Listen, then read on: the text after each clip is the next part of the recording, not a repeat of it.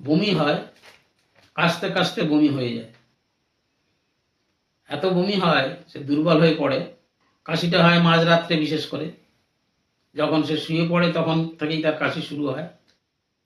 Lying ডাউনে তার কাশি বাড়ে এবং কাশতে কাশতে অনেক সময় তার মুখ দিয়ে জল এবং মিউকাস বেরিয়ে আসে, আর নাক দিয়ে অনেক সময় রক্ত বেরিয়ে আসে। কাশির আওয়াজটা হয় বার্কিং লাইক, অর্থাৎ কুকুরের ডাকলে যেমন আওয়াজ হয়, এই কাশির আওয়াজটা তেমন হয়। হাসতে গেলেও কাশে, কষ্ট হচ্ছে, কেঁদে ফেলছে, তার মধ্যেও কাশি হচ্ছে। এবং কাশিটা বলা হয় যে constant titillating cough, as soon as he touches his head on pillow.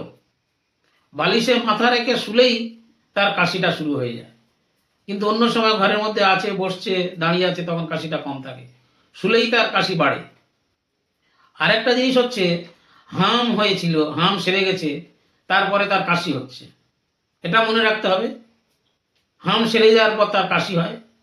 অনেক ক্ষেত্রে আবার টিউবারকুলোসিস, টিবি রোগ হয়েছিল, হয়ে সেরে গেছে, কিন্তু তার মাঝে মাঝে বছরে ওরকম কাশি আসে। সেক্ষেত্রে আমরা ব্যবহার করব খুব গুরুত্বপূর্ণ ঔষধ, আমাদের প্র্যাকটিক্যাল জীবনে আমরা ব্যবহার করে দেখেছি, ড্রসেরা রোটান্ডিফোলিয়া। দারুণ উপকারী ঔষধ, ভ্যালুয়েবল মেডিসিন। আপনারা রাখবেন, উপকার পাবেন।